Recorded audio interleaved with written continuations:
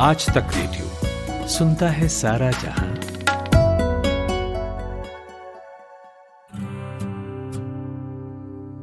चलिए आपको सुनाता हूं आपकी ही कहानी।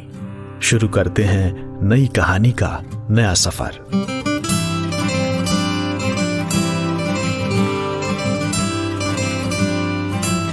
स्टोरी बॉक्स विद जमशेद कमर सिद्दीकी।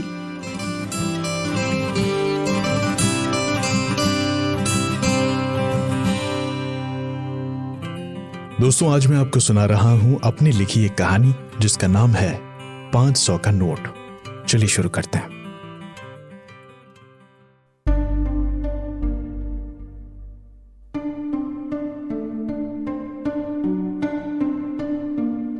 वो शाम मैं कभी नहीं भूल सकता, कभी भी नहीं।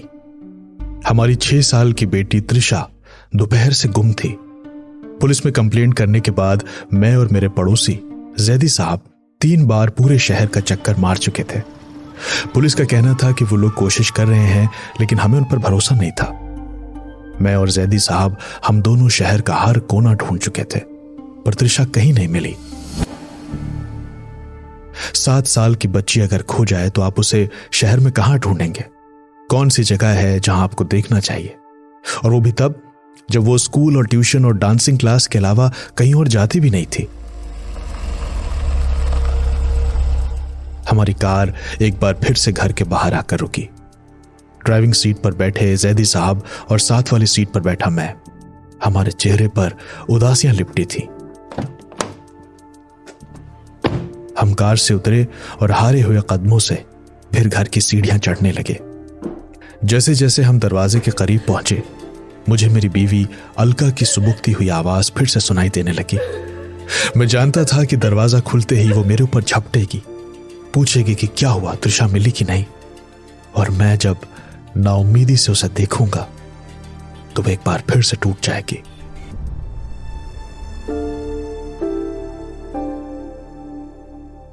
अलका दोपहर से 3 बार बेहोश हो चुकी थी। जैदी साहब की बीवी उसे किसी तरह संभाल रही थी।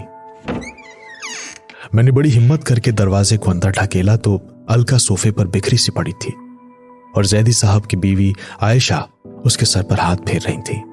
तभी आयशा वो मेरी तरफ आई और बोली, पुलिस स्टेशन से फोन आया था, शायद आपका फोन स्विच ऑफ है। आप एक बार पुलिस स्टेशन फोन कर लीजिए जल्दी से, कुछ जरूरी बात है। ये सुनते ही मेरी सुस्ती में अचानक से तेजी शामिल हो गई। मैं हड़बड़ाया सा किनारे स्टूल पर रखे फोन की तरफ भागा। मैंने नंबर मिलाया। जब तक बेल बजी, धड़कनें तेजी से धड़कती रहीं। हाथ रिसीवर का वजन संभाले कांप रहा था। Hello police station. Hello inspector साहब, मैं बोल रहा हूँ। वो त्रिशा की मिसिंग कंप्लेंट लिखाई थी। ओ हाँ, आप ही का इंतजार कर रहा था। एक अपडेट है आपके लिए। क्या हुआ? वो मिल गई है? कहाँ मिली? नहीं, मिली नहीं है, लेकिन हमने उसे एक सीसीटीवी में देखा है। एक आदमी उसे लेकर जाते हुए दिखा है। कौन आदमी? कहाँ पर देखा आपने? भगत सिंह चौक पर। हमने वहां पे छानबीन की है, पर अब वो वहां पर नहीं है, लेकिन हमने चेक पोस्ट लगा दी है, वो जल्दी पकड़ा जाएगा। भगत सिंह चौक? कौन है वो आदमी? आपने देखा उसे? हाँ, उसी की पहचान के लिए आपको बुलाना चाहते हैं। आप पुलिस स्टेशन आ जाइए, जल्दी आ जाइए। ठीक है, मैं अभी आता हूँ, मैं आता हूँ। कहते हुए मैंने हड़बड़ाए हुए फोन रखा तो घर में कई आवाजें गूंजने लगी। क्या हुआ? क्या कह रहे थे? मिल गई त्रिशा? कहाँ जा रहे हैं? अलका लगभग मुझे जकड़ते हुए पीछे पीछे चली आ रही थी। मैंने उसे समझाया, पुलिस ने त्रिशा को भगत सिंह चौक के पास किसी आदमी के साथ देखा है। क्या? अलका, जिसने मेरे हाथों को थामा हुआ था, उसकी उंगलियां इतने जोर से कस गईं कि लगभग खरोचते हुए बोली, आदमी? कौन आदमी? किसके पास है त्रिशा? क्या चाहता है वो? अलका लगभग बेहोश होने लगी। मेरी आंखें भी आंसुओं से भीगने लगी थी। आयशा और मैं, हम दोनों ने अलका को संभालते हुए बिस्तर पर लेटाया। आयशा कुरान की कोई आयत बुदबुदाते हुए उसके सर पर हाथ फेरने लगी। मैं और जैदी साहब, हम दोनों तेज कदमों से बाहर निकल गए और जल्दी से कार में बैठकर पुलिस स्टेशन की तरफ चल दिए। इस बार कार मैं चला रहा था। रात के 8 बज गए थे। हमारी तेज रफ्तार कार सड़क पर तेजी से भागती चली जा रही थी।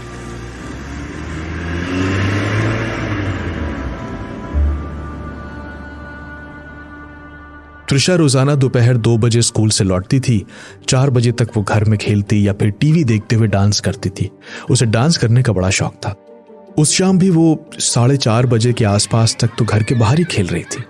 अलका ने उसे देखा भी था कि वो घर के बाहर वाले लॉन के पास खेल रही है। तभी अलका का फोन बजा और वो एक पल के लिए अंदर गई। उसी वक्त घर के ठीक सामने से बैंड बाजे के साथ किसी की बारात निकली। उस शोर में अलका को फोन पर बात करना मुश्किल हो रहा था। हालांकि तब भी उसने त्रिशा को आवाज दी, लेकिन शोर में उसकी आवाज दब गई। वो वापस आई तो त्रिशा वहां पर नहीं थी। पहले तो अलका ने बहुत ध्यान नहीं दिया, लेकिन शाम को 5:30 बजे जब उसके डांस क्लासेस जाने का वक्त हुआ, तब उन्होंने उसे आवाज दी। उसे ढूंढा, पर त्रिशा कहीं नहीं थी और तब से ही उसका कोई अता पता नहीं था। हमारी कार पुलिस स्टेशन के दरवाजे पर रुकी। मैं और जैदी साहब तेजी से स्टेशन में दाखिल हुए। इंस्पेक्टर हमारा ही इंतजार कर रहे थे। हमें देखते ही उन्होंने स्क्रीन पर भगत सिंह चौक पर लगे सीसीटीवी से आई वीडियो हमें दिखाई। मैं उनकी मेज पर हाथ टेके अपनी नजरें उस धुंधली स्क्रीन पर टिकाए था, जहां एक चौराहे पर गाड़ियां आती जाती दिख रही थी और किनारे पर एक फुटपाथ था। जैदी साहब ने गौर किया कि मेरा हाथ कांप रहा है। उन्होंने मेरे कंधे पर हाथ रखते हुए मुझे संभाला। मैंने वीडियो में देखा, सड़क के किनारे उस फुटपाथ पर कई लोग आए और गुजर गए, और फिर मुझे त्रिशा दिखी। मेरी धड़कनें बढ़ गईं। मैं गौर से देख रहा था। एक आदमी भी नजर आया। उसने त्रिशा का हाथ थामा हुआ था। अभी वो कुछ दूर था तो इसलिए चेहरा नजर नहीं आ रहा था, लेकिन जैसे जैसे वो कैमरे के पास आया, मेरे होंठ कांपने लगे और कांपते हुए होठों से एक नाम निकला, गोपाल।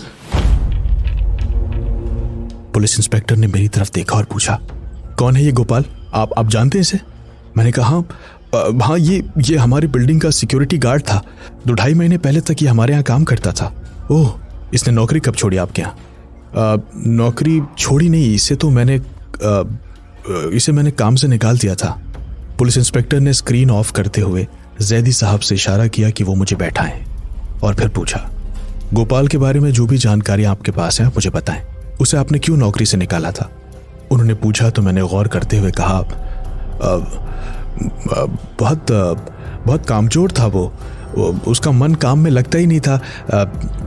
10 में 7 बार तो वो मुझे कभी गेट पर मिलता नहीं था। जब मैं दफ्तर से लौटता था तो खुद ही कार से उतरकर गेट खोलना पड़ता था।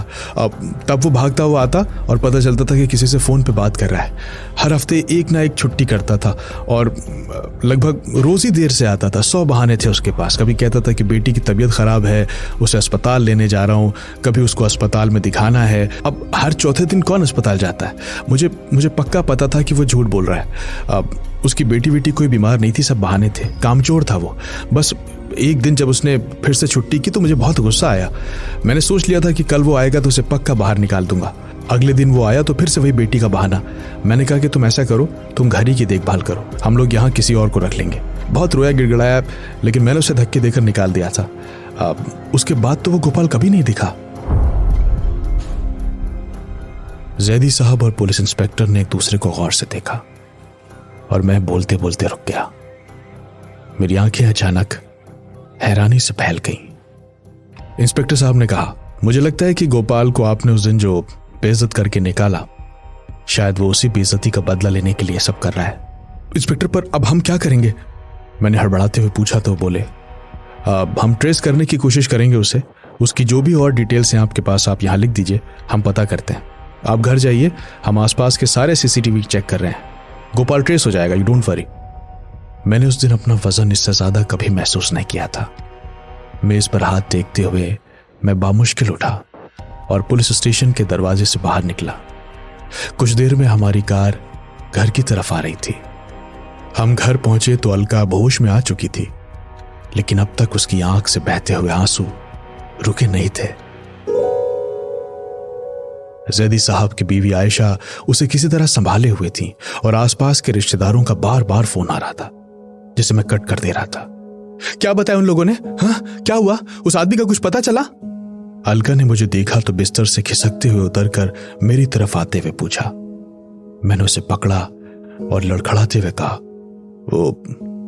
वो आदमी गोपाल है। गोपाल? उसने हैरानी से नाम दोहराया। मैंने आगे कहा, पुलिस को लगता है कि क्योंकि हमने गोपाल को नौकरी से निकाल दिया था तो वो गुस्से में आकर हमसे बदला ले रहा है, और इसलिए उसने त्रिशा को। अलका की एक तेज चीख घर में गूंज गई। वो मुझसे लिपट कर सुबुकने लगी। मैंने उसे संभाला। तुम बिल्कुल परेशान मत हो। पुलिस कह रही है कि वो उसे ढूंढ निकालेगी। सारे सीसीटीवी कैमरे लगे उस रोड पर। एक टीम तो उसके घर भी गई है। वो पकड़ा जाएगा। कुछ नहीं होगा हमारी त्रिशा को, कुछ नहीं होगा, मैं कह रहा हूं तुमसे। अलका ने मेरी आंखों में देखा और कहा, अगर त्रिशा को कुछ हुआ मैं तुम्हें माफ नहीं करूंगी, कभी माफ नहीं करूंगी। कुछ नहीं होगा उसे, मैं वादा करता हूं तुमसे। हमारी बात हो ही रही थी कि घर का फोन फिर से खनखनाया। पुलिस स्टेशन से ही कॉल था। इंस्पेक्टर ने बताया कि पुलिस गोपाल के बताए पते पर गई थी, लेकिन मालूम यह चला कि वो पता तो बहुत पुराना है। गोपाल वो घर छोड़कर अब कहीं और रहने लगा था। उसके नए वाले घर का पता ढूंढने की कोशिश हो रही है। रात के 9:45 बज गए थे। दिन भर की खाक छानने के बाद हम लोग आखिरकार थक कर हार कर घर में ही बैठ गए थे। और कर भी क्या सकते थे सिवाय ऊपर वाले से दुआ के। अलका सोफे पर बैठी आयशा जी के कंधे पर सर टिकाए सुबुकते सुबुकते सो गई थी।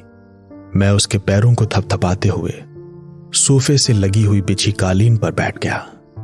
मेरे जहन में बार बार गोपाल का चेहरा घूम रहा था।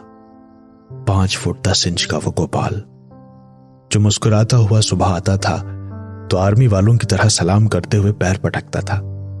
वक्त इंसान को क्या से क्या बना देता है। उसे देखकर कभी लगा ही नहीं कि वो ऐसा काम भी कर सकता है। कितना सीधा लगता था। दिवाली की रात जब उसकी ड्यूटी लगी थी तो हमने उसे जब मिठाई दी थी तो उसने कहा था कि ये मुझे पैक करके दे दीजिए, घर ले जाऊंगा। जब लिफ्ट खराब थी तो त्रिशा के स्कूल से लौटने पर वो उसका हाथ पकड़कर बहुत ही सावधानी से जीने पर संभाल कर लाता था। संडे को कार की सफाई अंदर से करने के लिए सुबह सुबह चाबी मांगने के लिए आता था, लेकिन कार में रखा सामान कभी गायब नहीं हुआ। एक बार तो वॉलेट भी छूट गया था। लेकिन अब गोपाल क्या बन गया था। लोग सही कहते हैं, इन छोटे लोगों पर कभी भरोसा नहीं करना चाहिए। ये लोग मौका पाते ही आपको धोखा दे देते हैं। इन सब पर नजर रखनी चाहिए। ये छोटे लोग हमेशा छोटे ही होते हैं। मैंने सोचा कि एक बार बस मुझे त्रिशा मिल जाए, फिर मैं इस दुनिया में कभी किसी पर भरोसा नहीं करूंगा, कभी भी नहीं।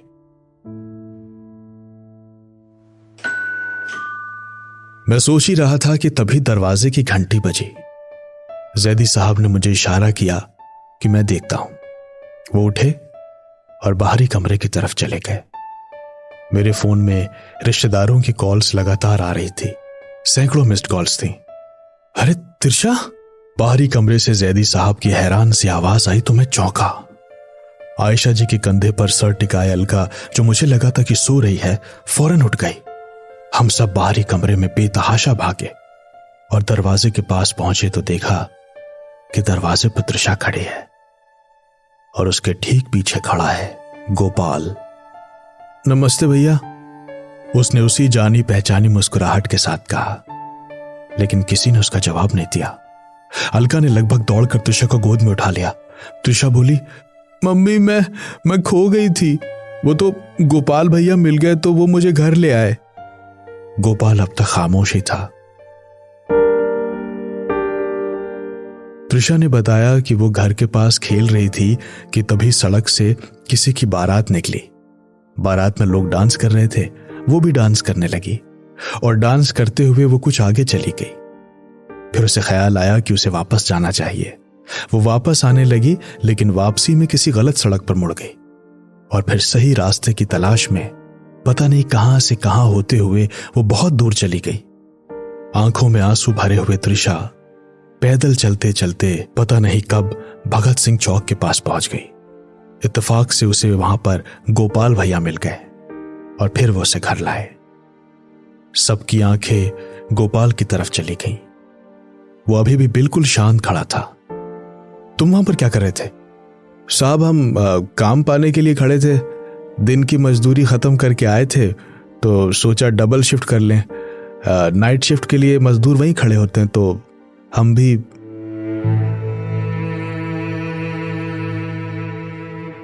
अचानक ऐसा लगा जैसे हम सब लोगों पर किसी ने मनो मिट्टी डाल दी हो और हम किसी गहरे गड्ढे में दब कर रह गए हों। जैदी साहब और मैं एक दूसरे की तरफ शर्मिंदगी से देख रहे थे। गोपाल आगे बोला, त्रिशा बिटिया को घर लाना था मगर पैसे नहीं थे हमारे पास, तो पैदल ही आना पड़ा, इसीलिए टाइम लग गया। हमें पता था आप लोग परेशान होंगे। मेरे चेहरे और मन में गोपाल के लिए जो गुबार भरा था वो अब एक ऐसे शर्मनाक आईने में बदल गया था जिसमें हम अपनी सूरत देख रहे थे। कमरे में एक अजीब सी खामोशी थी। वो खामोशी मेरे और अलका के सीने को चीरती चली जा रही थी। मैंने गहरी सांस ली और थोड़ा आगे बढ़ते हुए कहा, बहुत बहुत बहुत बहुत शुक्रिया तुम्हारा। हम लोग बहुत परेशान थे वाकई, समझ नहीं आ रहा था कि क्या करें। तो तुम अभी मजदूरी करते हो? जी साहब, कुछ तो करना ही था, नौकरी नहीं रही तो यही करने लगे। हमने अब तो किसी और को रख लिया है, लेकिन मैं बात करूंगा कि तुम वापस आ जाओ। तो गोपाल बिना कुछ बोले बस मेरी तरफ देखता रहा, जिससे मैं कुछ और अनकंफर्टेबल होने लगा। मैंने उस वक्त अपनी झेप मिटाने के लिए अपनी जेब से बटुआ निकाला और 500 के 2 नोट निकालकर उसकी तरफ बढ़ाते हुए कहा, ये रख लो फिलहाल, तुमने बहुत मदद की हमारी। अरे नहीं साहब, क्या कर रहे हैं आप? मदद की क्या बात, अब बिटिया दिखी तो लाना ही था। नहीं, इसकी जरूरत नहीं है, आप रखिए इसको। ऐसा लगा जैसे मेरे मुंह पर एक और तमाचा पड़ा। गोपाल की सौम्यता या उसकी शराफत बार बार मुझ पर खामोशी से कोड़े चला रही थी। अलका, जैदी साहब और आयशा जी मेरी तरफ इस तरह देख रही थी जैसे मैं गोपाल की हर बात से जलील हो रहा हूं। बहुत खामोशी से मैंने अपने बड़प्पन को बचाने के लिए कुछ आवाज कड़क करते हुए और एक नोट वापस लेते हुए दूसरा नोट उसकी तरफ बढ़ाते हुए कहा, अरे कोई बात नहीं, चलो ये तो ले लो, अपनी बेटी की मिठाई ले लेना, ठीक है, लो। मैंने जबरदस्ती उसके हाथ में 500 का नोट कुछ ताकत से थमाने की कोशिश की तो वो नोट कुछ मुड़ गया। गोपाल एक पल उस नोट को देखता रहा, फिर उसने जब चेहरा उठाया तो उसकी आंखों में पानी था। बोला, साहब मिठाई अब किसके लिए ले जाऊं? बिटिया तो अब रही नहीं। वही दिन जब हम अस्पताल में थे, नौकरी छूटने के बाद 2 दिन बाद ही चल बसी थी। उसकी कांपती आवाज जैसे ही कानों में पड़ी, दिल किया कि मैं अभी सड़क पर चीखते हुए दौड़ना शुरू कर दूं और किसी ऊंची पहाड़ी से कूदकर सब खत्म कर दूं। कुछ नहीं था मेरे पास कहने के लिए और कुछ भी कहना फजूल था। मैं बस उसे देखता रहा। वो मेरी तरफ बढ़ा। जब वो करीब आया तो मैंने देखा कि उसकी आंखों से आंसू टपक कर गालों पर लकीर बना रहे थे। उसने मेरी हथेली पकड़ी और मेरे हाथ में वो मुड़ा हुआ नोट रखकर वो वापस जाने लगा। आहिस्ता कदमों से दरवाजे से निकलकर उसने पलट कर नहीं देखा। वो जा चुका था। सब लोग अंदर वाले कमरे में चले गए, लेकिन मैं वहीं खड़ा रहा। ऐसा लग रहा था जैसे आज मेरा कद अचानक बहुत कम हो गया। उस रात गोपाल बड़ा हो गया था और मैं छोटा। मेरा वजूद उसी मुड़े हुए 500 के नोट की तरह मेरी हथेली में चुभ रहा था।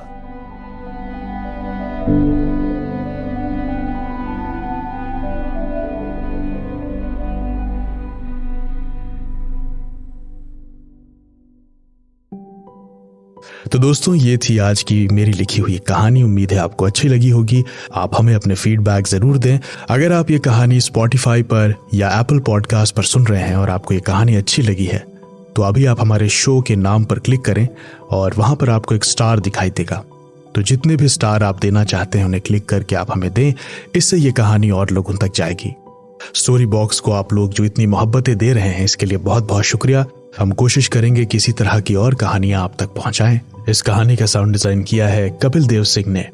तो सुनते रहिए स्टोरी बॉक्स। अगले इतवार फिर आऊंगा एक नई कहानी के साथ।